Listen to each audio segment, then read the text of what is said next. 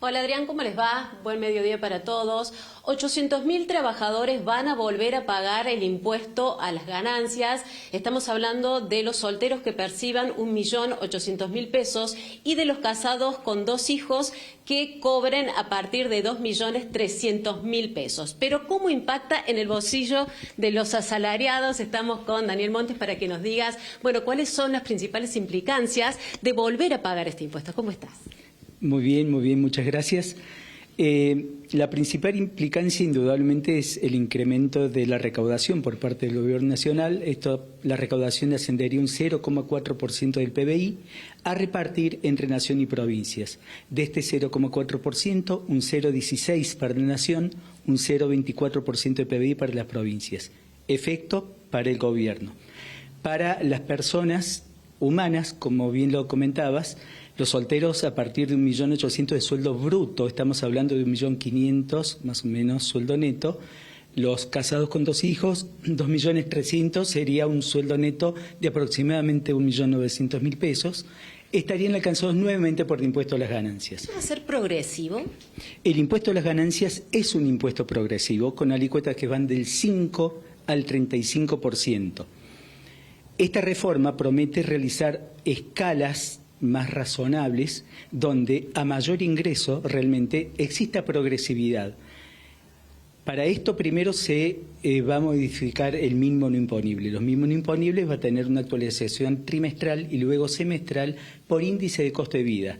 Por lo tanto, el grave perjuicio en el pasado, porque en la historia los mínimos imponibles se congelaron y con el incremento de la inflación cada vez mayor cantidad de gente pagaba el impuesto. Ahora, al estar en el proyecto la actualización por costo de vida, los salarios deberían ganar al costo de vida para que uno acceda a escalas y a rangos superiores del impuesto a las ganancias. Siempre impacta, ¿no?, en el bolsillo, sobre todo de la gente que cobra menos o ahora de quienes van a cobrar un poquito más. Indudablemente que es así. No obstante, el impuesto a las ganancias es el impuesto más perfecto, más idóneo, digamos, para poder captar la real capacidad económica. Hay impuestos mucho más distorsivos y impuestos mucho más regresivos, como los impuestos internos, como el IVA, como impuestos de hábitos y créditos o como ingresos brutos. Es decir, en realidad, si bien a nadie le gusta pagar impuestos, y acá se incluye mucha cantidad de gente, también debemos recalcar que hay mucha gente que se va a excluir del pago de impuestos sobre los bienes personales.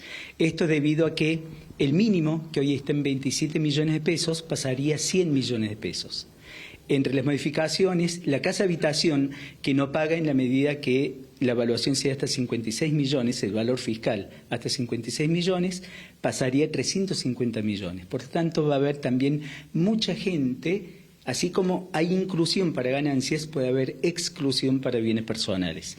En este último impuesto también hay otras modificaciones muy importantes. Hoy tienen alícuota agravada todos los bienes en el exterior. Y esto no implica tener departamentos en Punta del Este o en Miami, sino un CEDIAR o un título correspondiente a una empresa o a un gobierno extranjero. Esta alícuota va hasta el 2,25 y la alícuota de bienes en el país hoy es hasta el 1,75. Esta propuesta de modificación es que las tasas van a ir del 0,5 al 1,5%. En el tiempo y a partir del 2027 se propone que sea solamente el 0,25%. Este es un impuesto que también desnaturaliza la capacidad contributiva de cada uno, la capacidad económica, porque repara en la evaluación del bien y no en si tengo deuda y este bien todavía no es mío.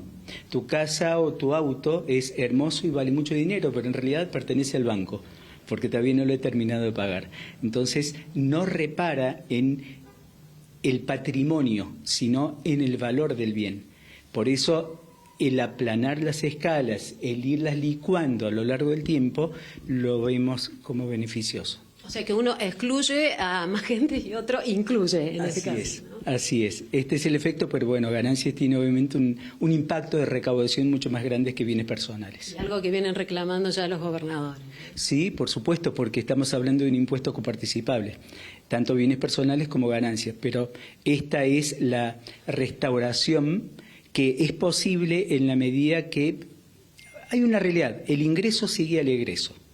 Por lo tanto, la reducción del gasto público puede implicar, sí, una mejora en las condiciones impositivas y una necesaria reducción de este sistema impositivo que, como conversábamos, es complejo, es ineficiente y fomenta la evasión. Muchísimas gracias. Por favor. Bueno, Adrián, los principales Karina, detalles entonces con respecto a estas modificaciones en ambos impuestos. Sí.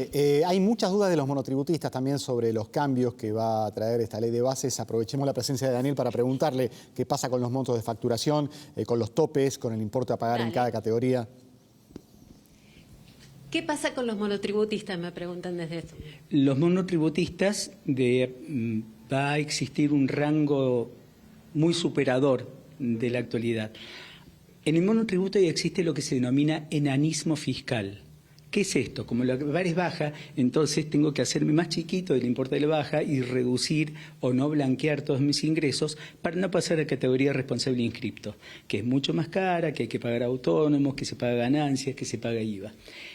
En el monotributo se readecuarían los rangos al monto máximo de alrededor de 65 millones de pesos al año de facturación para recién pasar a la categoría de responsable inscripto. Entonces, es sumamente beneficioso. Otra de las modificaciones es que hoy existe un rango para quienes son prestadores de servicios, hasta una categoría, la H, y hasta la categoría K para quienes realizan venta de cosas, venta de bienes muebles.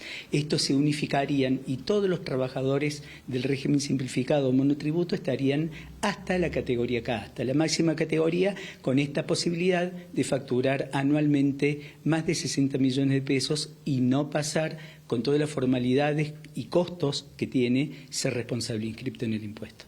Perfecto. Muchísimas gracias, Daniel. Adrián, los detalles entonces. Clarísimo, Daniel Montes. Muchas gracias, Karina.